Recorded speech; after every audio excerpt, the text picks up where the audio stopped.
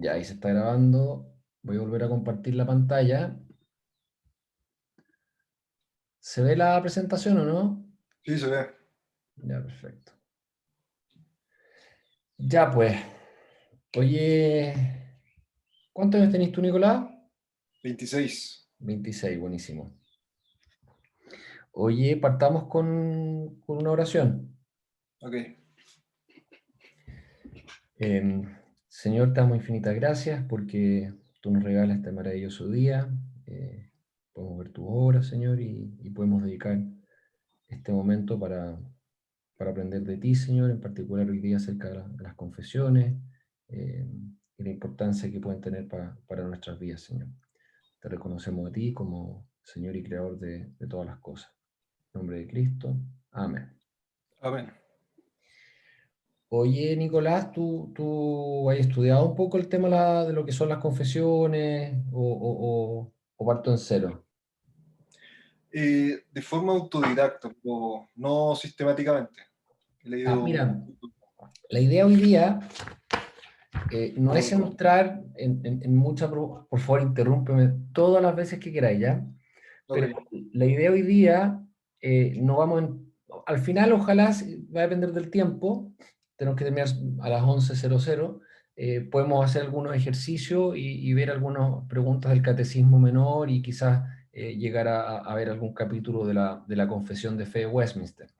Pero mi idea es partir desde lo básico de lo que son las confesiones, un poquito de reseña histórica, y después entrar a conversar acerca de por qué existen, para qué existen, por qué sirven hoy día.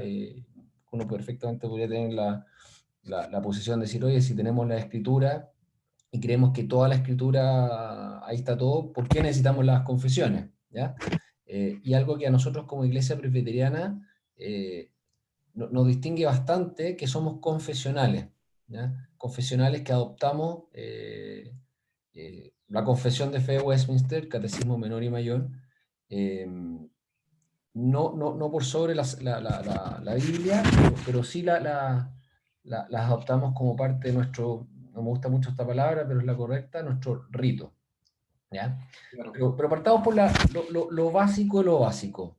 ¿Qué son las confesiones? Hay una definición que no es muy académica, pero por lo menos nos sirve para saber el básico. Al final, los creos, las confesiones, los catequismos, vamos, te voy a explicar son lo mismo al final, corresponden a declaraciones de fe que buscan resumir una o varias doctrinas bíblicas que la iglesia debe seguir.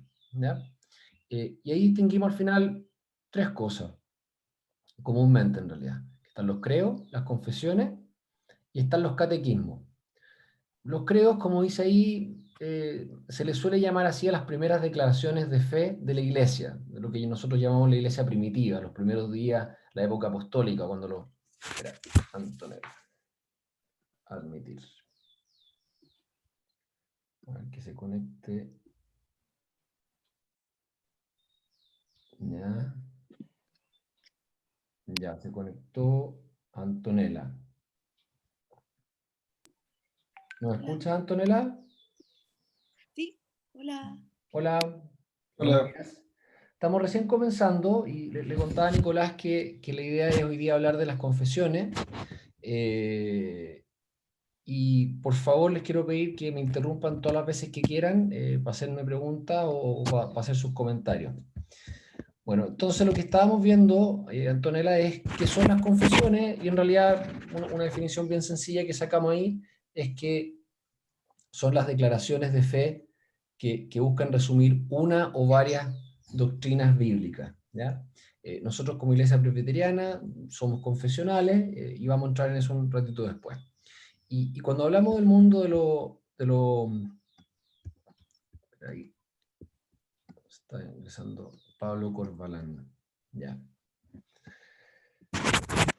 Cuando hablamos de las confesiones, podemos encontrar estos tres eh, eh, categorías que en realidad obedecen más a una razón histórica. Entonces, tenemos los credos, como el credo de los apóstoles, después lo vamos a ver, que en realidad se le llaman así a las primeras declaraciones de fe que existieron. Después aparecen las confesiones, que son, como dice ahí, más bien propias de la época de la Reforma, o de ahí en adelante al menos, y como dice, son resúmenes sistemáticos holísticos. Holístico es que miran más bien todo, no miran un tema en particular. Vamos a ver ahora que las confesiones en general No sabía, no, bueno. se hicieron para... Para 2010 es mucho más avanzado. ¿Aló? ¿Alguien está con el... Carlos, parece que te escuchamos un ruido ahí detrás. A ver si pueden... Eso, muchas gracias. Bueno, entonces los credos en general obedecen o tienen énfasis particulares dependiendo de ciertas herejías que querían combatir. Las confesiones, en realidad, como se viene a plantear, volver hacia atrás y esquematizar toda la doctrina de la Iglesia en contraposición a lo que era la Iglesia católica en esa época, se hacen necesarias estas confesiones que son un poco más completas, y aquí encontramos entre ellas la Confesión de Fe de Westminster. Y después tenemos los catequismos, que el contenido no es muy distinto, pero tienen una forma distinta, que en general, o sea, en general tienen un formato de pregunta y respuesta. Ustedes han visto en la iglesia que se ven las preguntas del catecismo mayor o menor, y está la pregunta, la respuesta y el fundamento bíblico. Y como dice, tienen claramente un fundamento más bien didáctico.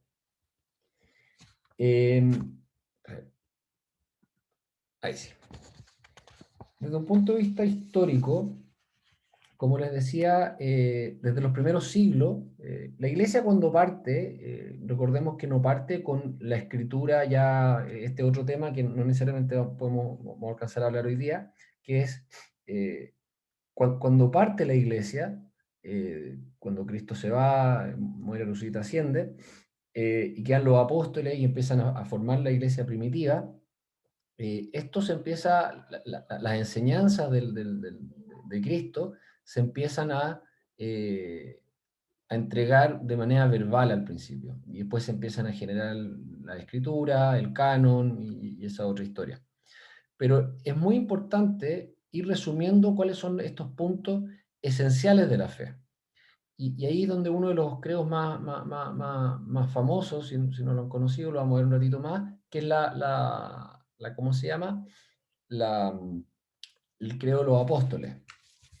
Y el credo de los apóstoles, desde ya les digo, mucha gente cree que fueron hechos por los apóstoles, en realidad hay muchos mitos alrededor de esto, es irrelevante quién lo escribió, pero claramente su contenido apostólico no es por su autoría inmediata, sino porque contiene lo que los apóstoles creían.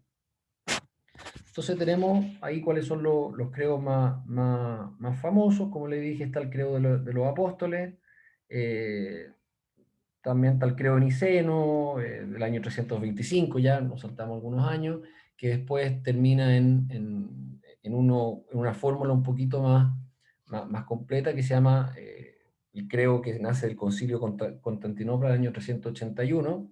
¿Y cómo nace este credo? Justamente porque había surgido una herejía de un clérigo que se llama Arino, algunos escriben. Básicamente el arrianismo, lo que lo que sostenían, era que se negaba la divinidad de Cristo. Se decía que Jesús era la primera criatura de Dios, ¿ya? Y por eso es que este credo tiene tanto énfasis en la divinidad de Jesús. Y después llegamos ya a los... Bueno, estos credos por lo mismo, por la época, ustedes pueden leer de repente que se habla de los credos ecuménicos, ¿ya? Porque no son propios de una iglesia en particular hoy día, ¿ya? Durante la Reforma ya se empieza a ser más importante contar con una sistematización de lo que se creía respecto a lo que nos enseñaba la Biblia. Y esto justamente por la separación que existe con la Iglesia de Roma. Entonces, aquí, como decíamos antes, las confesiones son más bien holísticas o completas, si quieren, y tocan lo que se llaman las doctrinas esenciales y secundarias de la fe, ¿ya? Y las distintas tradiciones obviamente van a tener distintas confesiones. En general, estas confesiones tienden a coincidir en los que se llaman los puntos esenciales de la fe. ¿Y cuáles son estos puntos esenciales de la fe?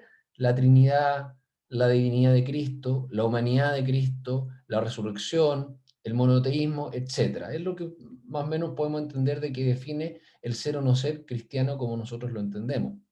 Pero no necesariamente van a estar de acuerdo en lo que se llaman los puntos secundarios y terciarios de la fe, donde encontramos cosas como los sacramentos, y hay diferencias de opinión respecto a los sacramentos, la predestinación, hay iglesias que entienden la predestinación de distinta manera, la escatología, que es el fin de los tiempos, y toda una discusión respecto a ese tema en el Apocalipsis, etc. Y ahí pueden haber algunas, obviamente, diferencias. Y dentro de estos, ¿cómo se llama?, confesiones que nacen en la Reforma Protestante, como les conté antes, es que se hace, digamos, se redacta la Confesión de Fe de Westminster. Es muy importante esta para nosotros porque es a la que nosotros como presbiterianos adscribimos. Básicamente la Confesión de Fe de Westminster es un breve, no es tan breve, pero comparado con libros, que sé bastante breve, tiene 33 capítulos cortitos, o sea, no son miles de páginas para nada, y un breve resumen teológico apologético. Para los que no saben, apologético significa, o de la apología viene de la defensa de la fe, del credo cristiano protestante calvinista, que fue promulgado, redactado finalmente en 1647. Y esto lo que hace es que recoge la ortodoxia doctrinaria de las iglesias reformadas que nacen del movimiento calvinista en Gran Bretaña, en Inglaterra. Y las raíces históricas de este movimiento calvinista está en la doctrina que desarrolló Juan Calvino en Ginebra en el siglo XVI. Y esto se hizo primeramente pensando en la iglesia de Inglaterra, o la iglesia anglicana como se conoce hoy día, y permanece como un estándar todavía, se llama estándar subordinado de la iglesia de Escocia. Recordemos que la iglesia presbiteriana, en su nombre, digamos, viene de Escocia, y hasta el día de hoy la gran mayoría de las iglesias presbiterianas reformadas reconocen a esta confesión de fe. Simplemente un poco de historia. En 1643 el Parlamento inglés convoca a un grupo de teólogos para que se juntaran en la Abadía de Westminster, por eso se llama Confesión de Fe de Westminster, porque ahí se hizo, para que estos teólogos dieran su opinión sobre cuestiones de adoración, doctrina, gobierno y disciplina para la Iglesia de Inglaterra. Parece que se me quedó pegado esto. Un segundo, ya. No, pero todavía no llegó. Bueno.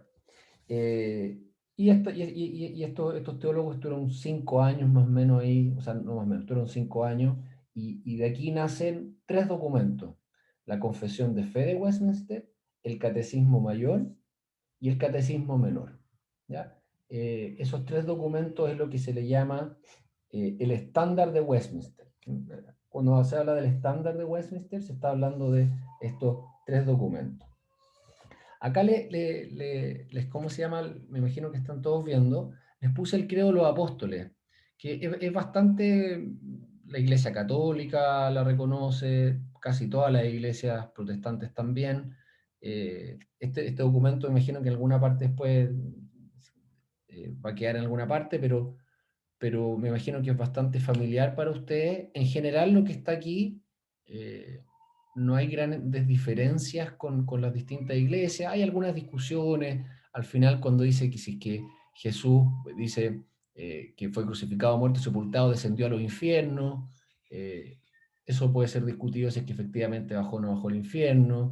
Después hay una diferencia al final donde dice creo en el Espíritu Santo, la Santa Iglesia Católica. Hay que entender que la palabra católico significa universal, y no Iglesia Católica Romana. Entonces, pero el credo de los apóstoles, mi idea no es detenerme en esto, en honor al tiempo, pero al menos que la vieran ahí y rápidamente, si la podían leer, algunas palabras, y van a ver que es bastante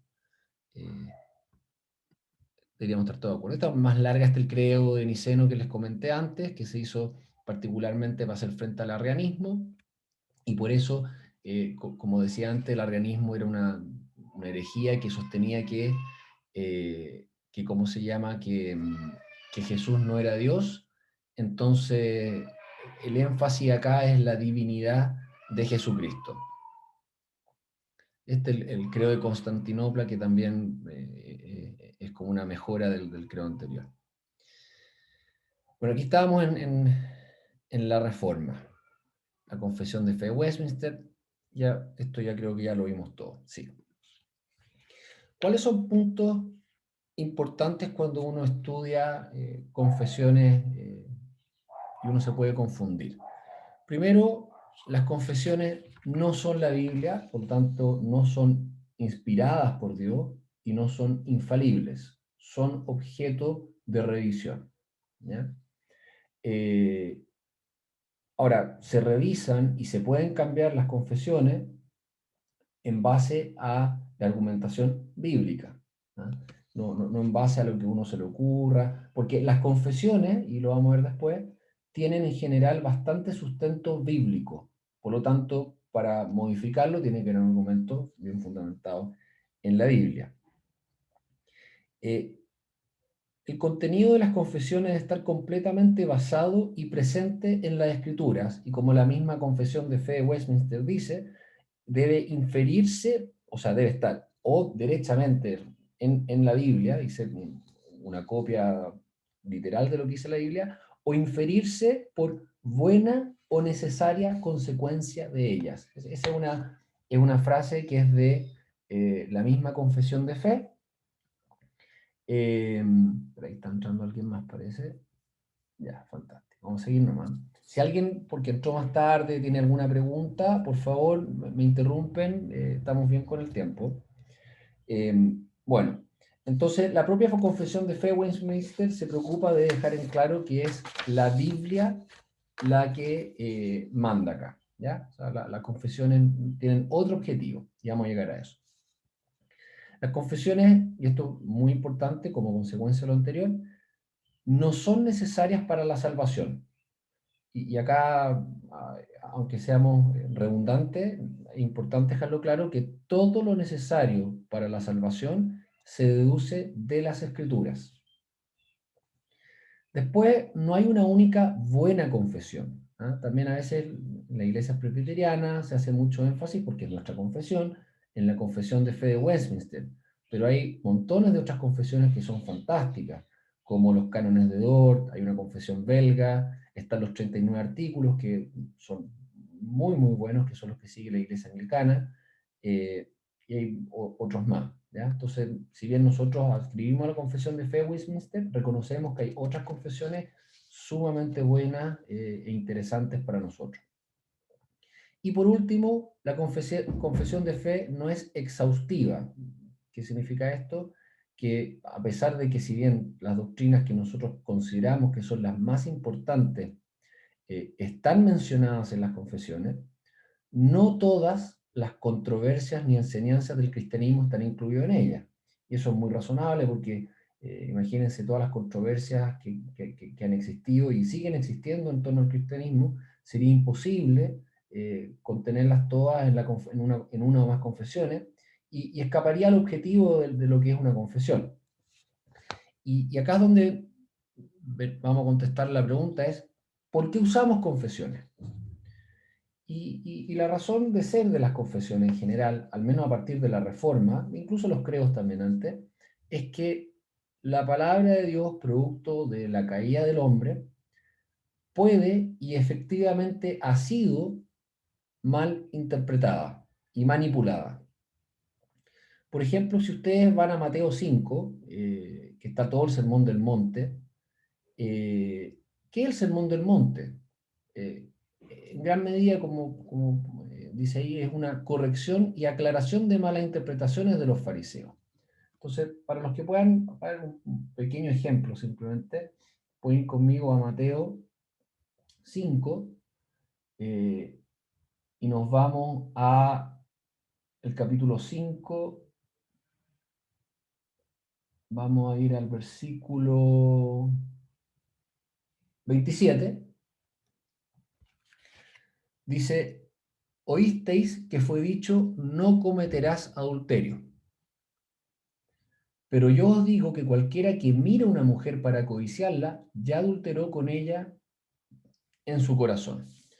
Algunos, a veces se escucha o uno cree que Jesús de alguna manera es más, comillas, flexible que el Evangelio de alguna manera viene a derogar el Antiguo Testamento y las leyes del Antiguo Testamento, eh, y comillas viene a hacerlo un poquito más fácil. Y eso es absolutamente incorrecto, o más que fácil, flexible o laxo. La norma evangélica o de Cristo derechamente es muchísimo más difícil de cumplir que la del Antiguo Testamento. Y el ejemplo que acabo de leer del adulterio queda súper a la vista. La regla antes era no cometes adulterio, punto. Acá es no. Si tú codicias a una mujer, ya cometiste adulterio. Entonces, claramente los fariseos en esa época, porque el sermón del monte básicamente es un sermón que Jesús se lo hace a sus discípulos que tenían a los fariseos, que le enseñaban ciertas cosas, y les viene a explicar, oye, no malinterpreten el Antiguo Testamento. Esto no es tan, comillas, fácil como simplemente no acostarse con una mujer que no sea tu señora. Es mucho más profundo que eso. Involucra los sentimientos, los pensamientos, y no solamente lo que tú hagas o no hagas. Entonces, ya en el Nuevo Testamento vemos cómo ya ahí ya se había hecho una mala interpretación del Antiguo Testamento. Pablo, si usted lee a Pablo en 2 Timoteo, constantemente se está enfrentando a falsos maestros. Y esto ha ocurrido en la historia de la iglesia. Pelagio, para los que no sepan, él negaba el pecado original. Entonces, según él, Adán había sido creado en un estado, comillas, neutral, ni bueno ni malo, y por lo tanto era capaz de hacer bien y mal. Y por lo tanto, si él fue malo, no transmitió este pecado original hacia todos nosotros. ¿Ya? Entonces él creía que los seres humanos hasta el día de hoy son capaces de hacer bien y mal. Nosotros creemos que estamos en estado de pecado, no totalmente corrupto, pero sí corrupto, y creemos que necesitamos necesariamente la acción del Espíritu Santo para poder obrar bien, y solamente mediante Cristo es que podemos actuar bien, y no por nuestros propios medios. También está el caso de Ario, o Arrio, como ya lo mencionamos antes, el arrianismo, que como ya les comenté, afirmaba que Jesucristo era una criatura. La primera criatura, pero criatura al fin y al cabo, y no Dios. Y por último tenemos, como ejemplo, nomás, bueno, no por el catolicismo, pero Marción, donde viene el marcionismo, que estuvo bastante hasta el día de hoy, de repente uno encuentra cosas que son bastante marcionistas. ¿Qué sostenía Marción? Él era un dualista. Él sostenía que había un Dios bueno y un Dios malo. Él era incapaz de reconocer que el Antiguo Testamento había sido, o el Dios del Antiguo Testamento era un Dios bueno. Él decía, no, ese es el Dios malo. Y Jesús no es hijo de este Dios malo, que era el Dios de los judíos, sino que era hijo de otro Dios, que era el Dios bueno. Bueno, eso básicamente el marcionismo. Y bueno, el catolicismo con las diferencias que nosotros tenemos, yo no me gusta ser anticatólico, pero sabemos que se aleja de muchas de las enseñanzas de la Escritura. Entonces, esta es la razón de ser de las confesiones, es para enfrentar y para evitar que quizá alguno de nosotros pueda malinterpretar la Biblia y caer en alguno de estas u otras herejías.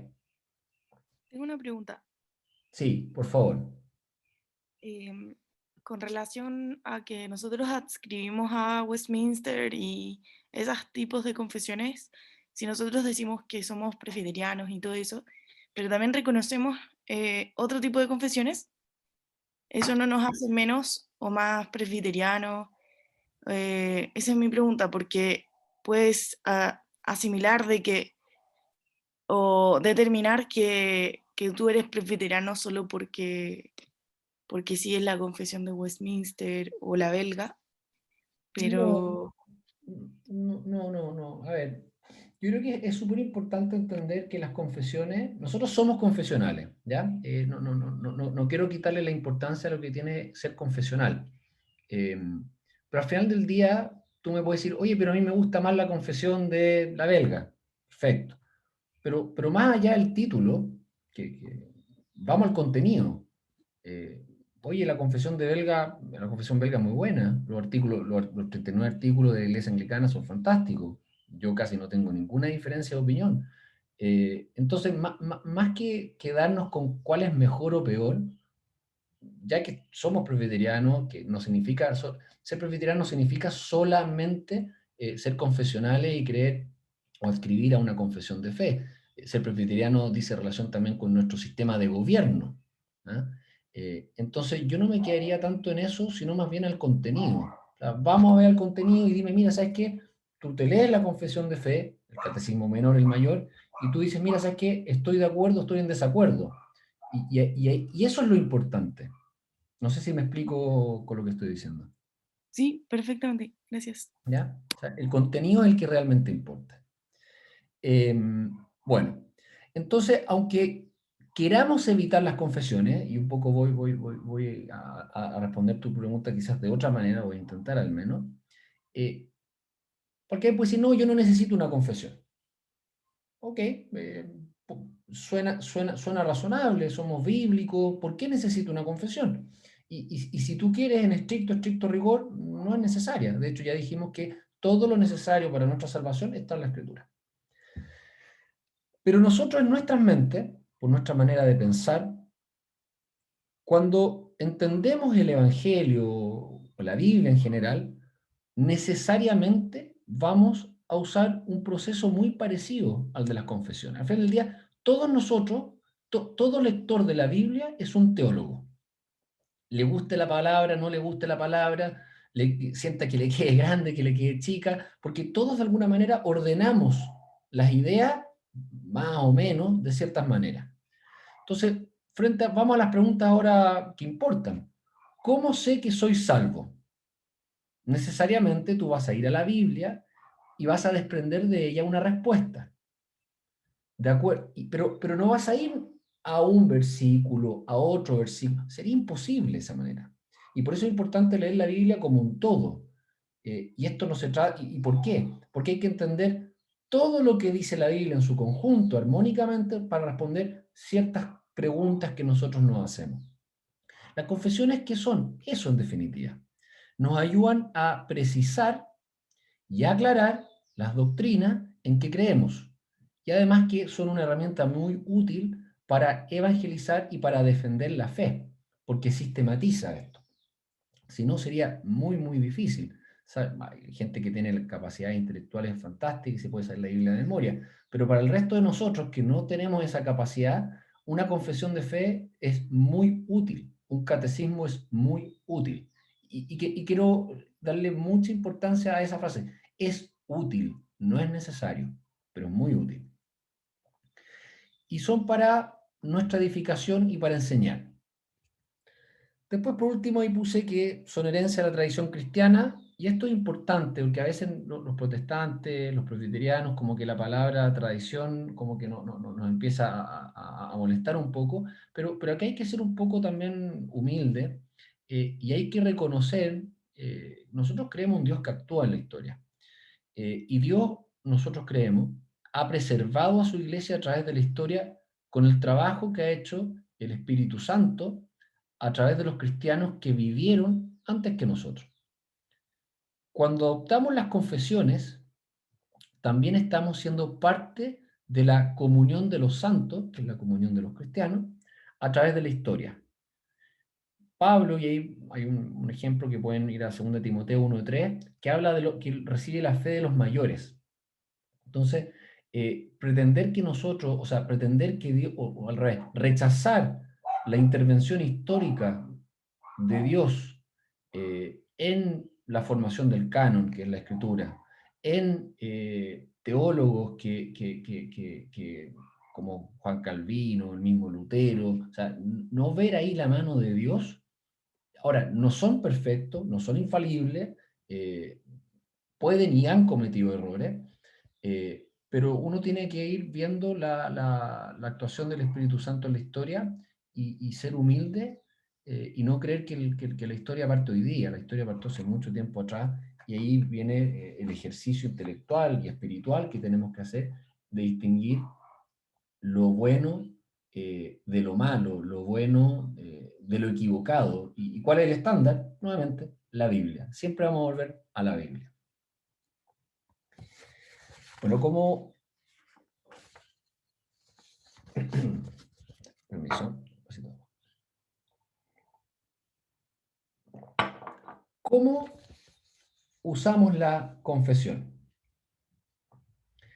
La iglesia presbiteriana, como cualquier iglesia cristiana, al menos la iglesia cristiana reformada o la histórica, suscribe a lo que se conoce como los credos y concilios ecuménicos. ¿Cuáles son los concilios ecuménicos? Los que vimos al principio. El credo de los apóstoles, ¿cómo se llama? El credo del concilio de Nicea, el de concilio de Constantinopla, y eso en general, la iglesia católica también, todos más o menos reconocemos esos credos. Podemos tener algunas diferencias de opinión en ciertas partes, pero en general lo reconocemos. ¿Qué más? También suscribimos lo que se llaman los estándares de Westminster, como les decía al principio, que son estos tres documentos, que es la Confesión de Fe, el Catecismo Mayor y el Catecismo Menor. Y por eso es que los oficiales de nuestra iglesia, que están los presbíteros docentes, que son ¿cómo se llama? Los pastores, los diáconos y los presbíteros regentes, que son los que simplemente llamamos como presbíteros, deben suscribir a estos estándares. Y para terminar esta parte, y ir a la parte práctica que quería llegar, creemos nosotros, en la iglesia presbiteriana, una excelente interpretación de los evangelios. Lo que enseña y predica en la iglesia debe estar en conformidad a ellos. Aquí también, para que no haya confusiones, nosotros como iglesia entendemos la Biblia conforme a lo que nos enseñan estos estándares de Westminster. Y para plantear algo distinto, tendría que generarse una discusión en base a la Biblia misma. Y de hecho, como vamos a ver ahora, tanto la confesión como los catecismos se fundamentan sus respuestas siempre en pasajes bíblicos. Entonces, lo que vamos a hacer ahora, les pido que todos tengan Biblia a mano, porque aquí sí les voy a pedir que todos participemos, ojalá. Vamos a hacer un par de ejercicios con la confesión de fe, con el catecismo menor.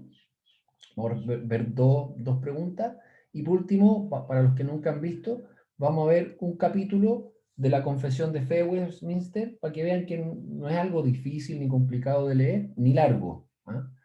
Entonces, esta es la primera, que probablemente la han visto más de alguna vez.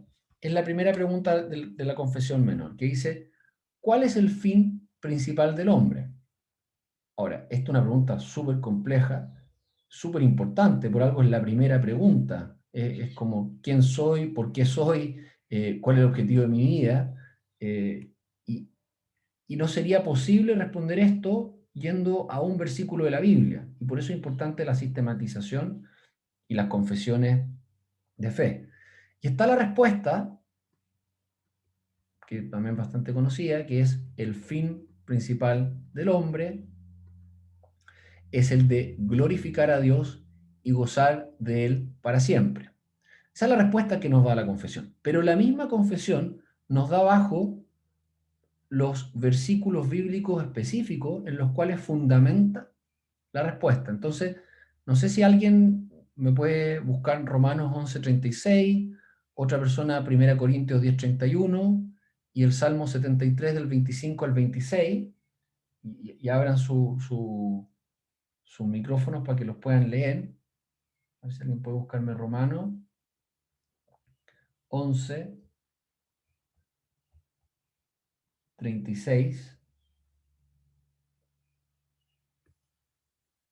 ¿Algún voluntario?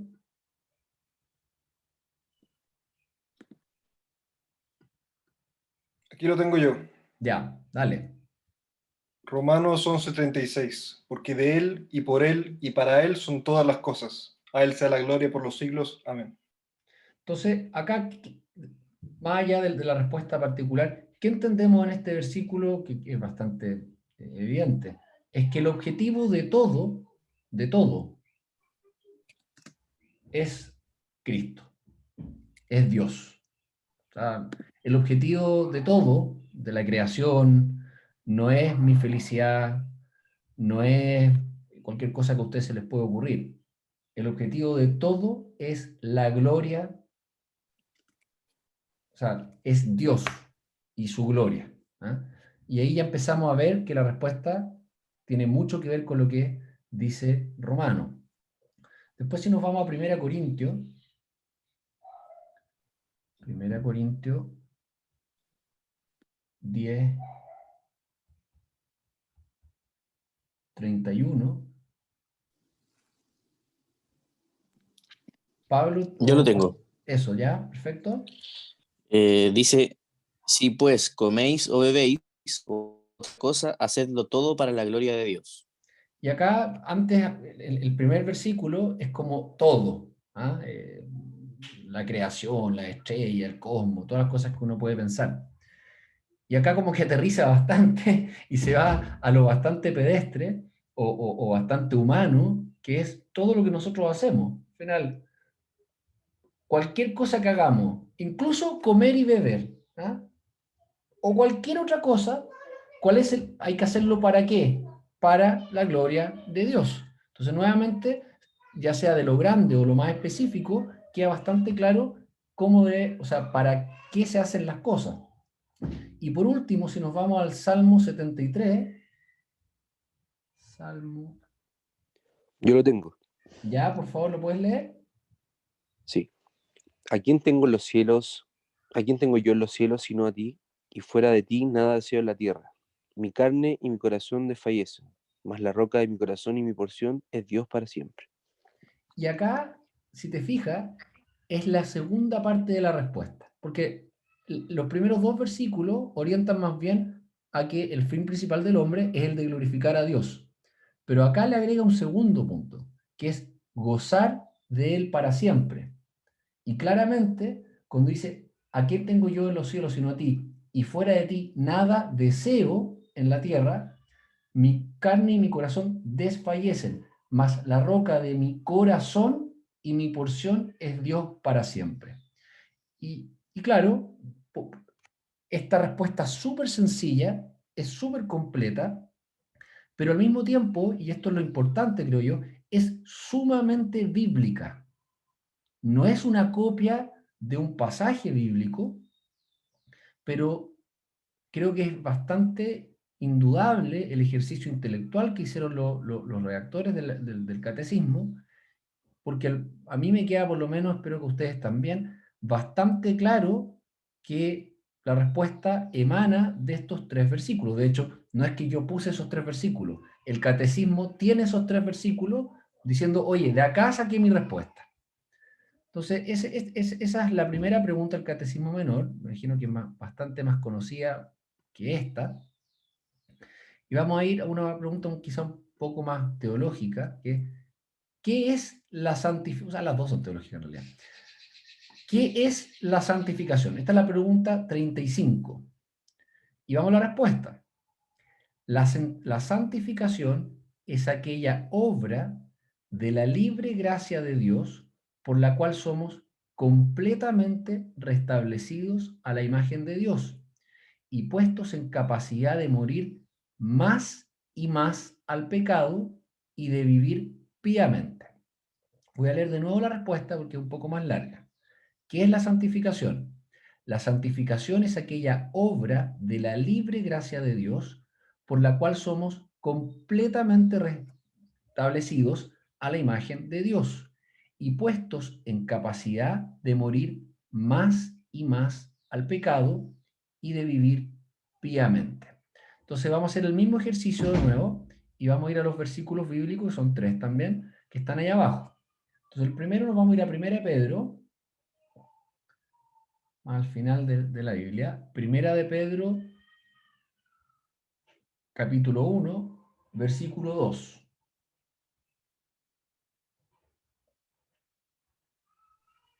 Aquí lo tengo. ¿Ya? Dice, elegidos según la presencia de Dios, Padre, en santificación del Espíritu, para obedecer y ser rociados con la sangre de Jesucristo. Gracia y paz os sean multiplicadas.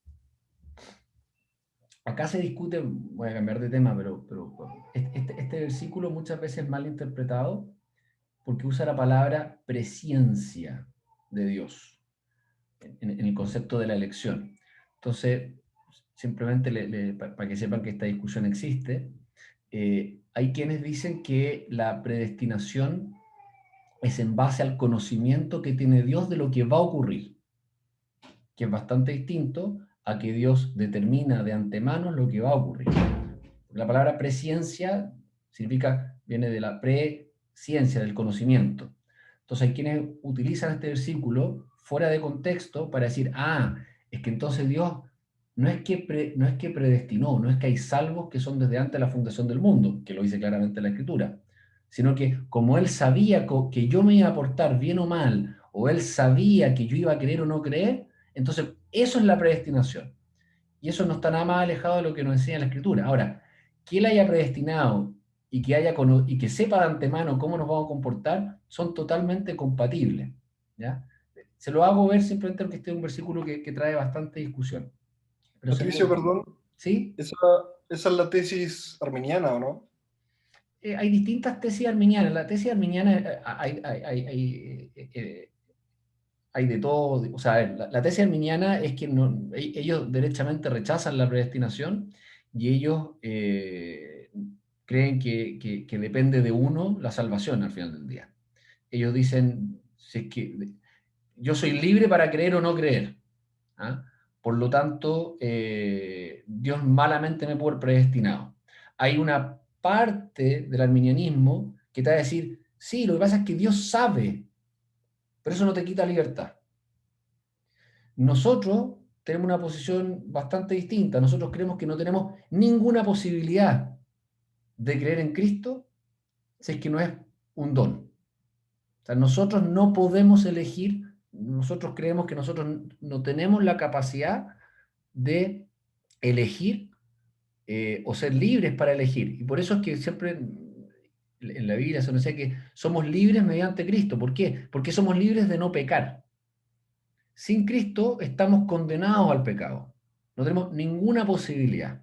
Nosotros tenemos una, si tú quieres, peor opinión de nosotros mismos, producto de la caída del hombre, y una mayor opinión de Dios, donde radicamos el 100% de la operación de la salvación. No depende nada de nosotros, y eso por lo menos a mí en personal me da mucha tranquilidad, porque si ya empezamos a meter un pequeño porcentaje de que depende de uno, podemos caer en bastantes problemas. Ahora, y conversa muy bien con el tema que estamos hablando, que es la santificación, y no el tema hoy día, pero no por eso yo digo, ya, total, soy salvo, no hago nada. No, no, no, no. Y es el proceso de santificación, que es justamente el que estamos hablando acá. Y lo que leímos recién en 1 de Pedro es que somos elegidos según la presencia, ¿sí? Según lo que Dios ya sabía, eso no hay problema, en santificación del Espíritu para obedecer, y ser rociados con la sangre de Jesucristo. Vamos ahora a Efesios 4:24.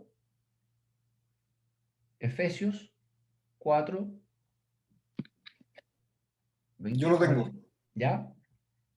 Efesios 4:24. Y Ujú. vestidos del nuevo hombre, creado según Dios en la justicia y santidad de la verdad. Entonces, el objetivo de la santificación es, como dice ahí, vestidos del nuevo hombre. Somos hechos nuevos. Ese es el concepto de la santificación. La santificación es un proceso en el cual nosotros nos vamos renovando. Y para ver la respuesta completa, vamos a Romanos 6:6. Romanos 6, 6. Sabiendo Dice, esto, que sí, dale nuestro adelante, viejo Adela. hombre, sabiendo esto, que nuestro viejo hombre fue crucificado juntamente con él, para que el cuerpo del pecado sea destruido, a fin de que no sirvamos más al pecado. Y ahí, esa última frase, a fin de que no sirvamos más al pecado. Entonces, vamos ahora a la respuesta. La santificación es aquella obra de la libre gracia, y no, porque si fuera según lo que hablábamos antes, el arminianismo, sería, no porque yo me porté bien, no, esto según la libre gracia de Dios, por la cual somos completamente restablecidos a la imagen de Dios y puestos en capacidad de morir más y más al pecado y de vivir piamente. Ojo que dice más y más. Nosotros entendemos que, una cosa es la salvación. Las personas, los salvos, son todos aquellos que creen que el Señor Jesucristo murió y resucitó por nuestros pecados. Esa es la salvación. ¿Ya? Y nacemos o no nacemos salvos. Ahora, nosotros aprendemos esto en el camino, algunos más temprano, otros más tarde. Pero el proceso de santificación es un proceso inevitable a partir de que somos conscientes que somos salvos. Porque una vez que creemos en Jesucristo, no queremos vivir como antes y queremos justamente desechar este viejo hombre, ser restablecido a la imagen de Dios y queremos portarnos menos y menos mal. Es más simple que hay. Morir más y más al pecado. Cada vez ojalá ir, que se nos sea, no sé si la verdad es más fácil, pero que se nos sea más posible dejar de pecar y de vivir piamente. Entonces, acabamos de ver dos preguntas del Catecismo Menor. Las preguntas, hay de todo tipo de preguntas, ahí está el mayor, que es más largo obviamente, pero rápidamente nos damos cuenta de que es muy útil este catecismo, porque son preguntas al hueso, con respuestas al hueso, con el fundamento bíblico. Y por eso es que nosotros adscribimos a los estándares de Westminster, donde está esto, porque justamente es bíblico. ¿Ah? Y si de repente en alguna pregunta creemos que no está de acuerdo a la Biblia, entonces tenemos que rechazar esa respuesta. La autoridad de la confesión de fe de Westminster, en este caso el Catecismo Mayor, no está en sí misma, está en que es un intento que nosotros creemos que es muy bueno de responder preguntas específicas en respuestas cortitas, bien fundamentadas en la Biblia. Entonces son útiles para nosotros aprender y para nosotros enseñar. Esto tiene un objetivo evangelizador también. Oye, pero ¿qué es la santificación? Ya, aquí tú tienes tu respuesta y tenés los 3 versículos bíblicos de los cuales vienen. Hay muchos más, pero es un buen punto de partida frente a preguntas difíciles que se nos hicieron, como por ejemplo la primera: ¿cuál es el objetivo, el fin principal del hombre? Y ya que me quedan solo 9 minutos, y esto un poquito más largo, así que hasta donde alcancemos, a veces uno habla de la confesión de fe de Westminster y como en todas las cosas en la vida, lo más difícil es partir. Y a veces uno le tiene susto a estos documentos antiguos que uno cree que son difíciles de entender. Y miren, la confesión de fe son exactamente 33 capítulos. ¿Y qué cosas? Son distintos capítulos. El primero habla de la Santa Escritura, después habla de Dios y de la Santísima Trinidad, voy a saltar algunos, después habla de la fe salvadora, habla de las buenas obras, habla del matrimonio y del divorcio, de la iglesia, de los sacramentos, el bautismo, de la disciplina eclesiástica, la muerte y la resurrección, y el último capítulo del juicio final. Me salté algunos, pero para darle una idea, no se hicieron porque sí, tienen objetivos específicos, concretos, y la idea es que fueran prácticos. Entonces, acá yo elegí el capítulo 9 de la Confesión de Fe, que habla del libre albedrío, para que lo vayamos viendo lo más rápido posible si alcanzamos. Esto que vamos a ver, estos 3 slides, 1, 2, 3, ¿sí? Son las 4 secciones del capítulo 9. Y esto es un capítulo, para que vean, no es largo, cualquier persona lo puede leer y yo creo que se puede entender. Entonces dice 1, Dios ha dotado a la voluntad del hombre con aquella libertad natural que no es forzada ni determinada hacia el bien o hacia el mal, por ninguna necesidad absoluta de la naturaleza. Y ahí están los versículos bíblicos de los cuales viene esa afirmación. Por eso ahí dice un número 1, y acá hay abajo un 1, y están los versículos bíblicos de los cuales viene esta afirmación, donde podemos encontrar el fundamento bíblico de esta afirmación, de que fuimos dotados de una voluntad, o sea, que Dios ha dotado a la voluntad del hombre con aquella libertad natural. Y simplemente vamos a agarrar uno nomás para poder tratar de alcanzar a llegar a todo, y vamos a ir a Santiago 1, 14, que dice, sino que cada uno es tentado cuando de su propia concupiscencia es atraído y seducido. ¿Ya? Entonces ahí claramente nosotros fuimos dotados de una voluntad, o sea, nuestra voluntad está dotada de una libertad natural.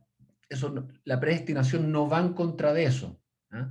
Acuérdense que nosotros afirmamos dos cosas que pueden sonar contradictorios, pero no lo son, que es, por un lado, somos 100% responsables de nuestros hechos, pero por otro lado, la salvación depende 100% de Dios. Y eso es algo que nosotros podemos no entenderlo, pero son dos verdades bíblicas que tenemos que aceptar. Y no tenemos por qué entender todo. Eso es súper importante. Me voy a ir a leer un versículo rápido aquí en Deuteronomio, que siempre es bueno recordarlo, que es Deuteronomio 29, que es: las cosas secretas pertenecen a Jehová nuestro Dios, mas las reveladas son para nosotros y para nuestros hijos para siempre, para que cumplamos todas las palabras de esta ley. Hay cosas que quedan secretas. Entonces no nos preocupemos de las cosas secretas, pero sí dice, mas las reveladas son para nosotros, y preocupémonos de eso. Bueno, la segunda sección dice, el hombre en su estado de inocencia, esto es antes de la caída, tenía libertad y poder para querer y hacer lo que es bueno y agradable a Dios. Uno dice, esto se fundamenta en estos dos versículos, Eclesiastés 7:29 y Génesis 1:26. Después sigue, sin embargo, era mutable y podía caer de dicho estado. Y dice número 2, y ahí tú te vas abajo, 2 Génesis 2:16, 17 y 3:6. Entonces, nuevamente, si bien estas no son preguntas con respuesta, son afirmaciones, y al tiro le va poniendo el fundamento bíblico. ¿Ya? Voy a seguir porque quiero alcanzar a terminar. Ustedes después pueden ver, esto lo buscan en internet, es súper fácil la confesión de fe.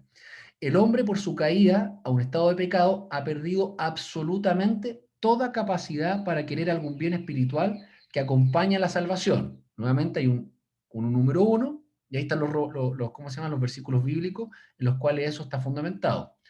Sigue, por tanto, como hombre natural que está enteramente opuesto a ese bien y muerto en el pecado, no puede por su propia fuerza convertirse a sí mismo o prepararse para la conversión. Todos esos numeritos, para que sepan que esa es la fórmula de reacción, son números que son como notas al pie y están acá abajo donde se fundamenta la afirmación dada por la confesión de fe.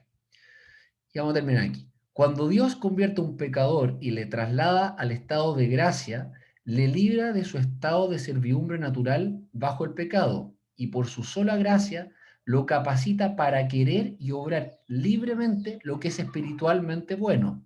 A pesar de eso, sin embargo, por razón de su corrupción que aún queda, el converso no sola ni perfectamente quiere lo que es bueno, sino que también lo que es malo.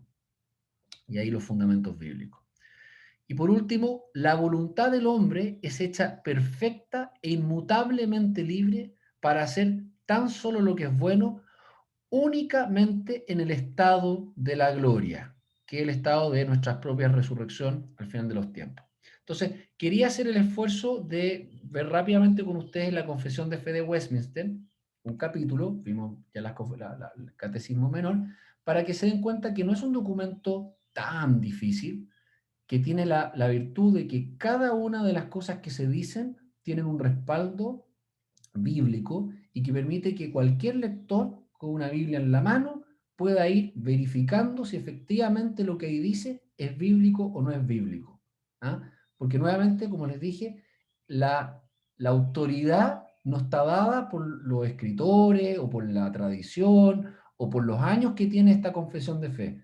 La autoridad que tiene, la tiene única, exclusivamente en la medida que sea o no sea fiel a la Sagrada Escritura.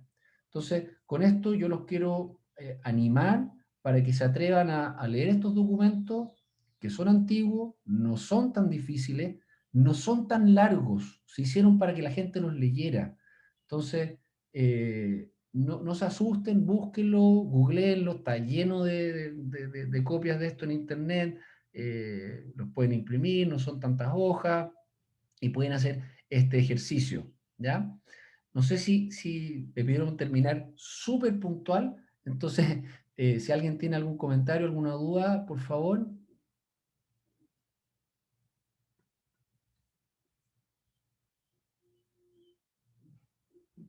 Bueno, yo entiendo que esta clase después la van a dejar en YouTube o alguna parte. Los documentos también yo se los mandé a Juan para que los tenga él, el PowerPoint y un documento escrito también que un poco es la clase. Espero que le haya sido de edificación y que más allá de la historia, de las confesiones, que siempre es importante, y es importante porque nos muestra cómo Dios actuó en la historia. Espero que de verdad con esto ustedes, los que no lo han hecho, se atrevan, abran estos documentos, léanlos, y háganse su propia opinión al final del día, ¿no? Se van a dar cuenta que son documentos muy, muy fieles a la Escritura. Y por eso es que nosotros como presbiterianos y otras iglesias la suscriben. Vamos a terminar con un momento de oración y después los invito a que se conecten al culto en unos minutos más.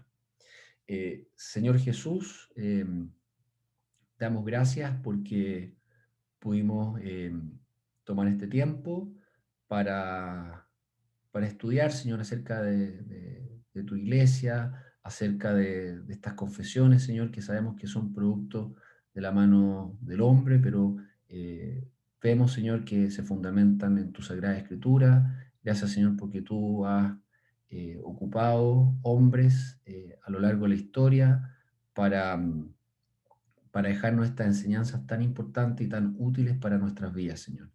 Te damos gracias, Señor, te adoramos en este día precioso que tú nos has regalado, y ayúdanos a ser fieles y a tomar nuestro tiempo necesario, Señor, para conocer acerca de ti, para que también podamos enseñarle al resto. En el nombre de Cristo, amén. Ya, señores, me pidieron terminar, son las 11:00 y me pidieron ser sumamente cuidadoso con el tiempo, así que yo voy a dejar de grabar en este minuto y me despido de todos ustedes y espero que puedan participar del culto. Muchas gracias. Chao. Gracias. Muchas gracias.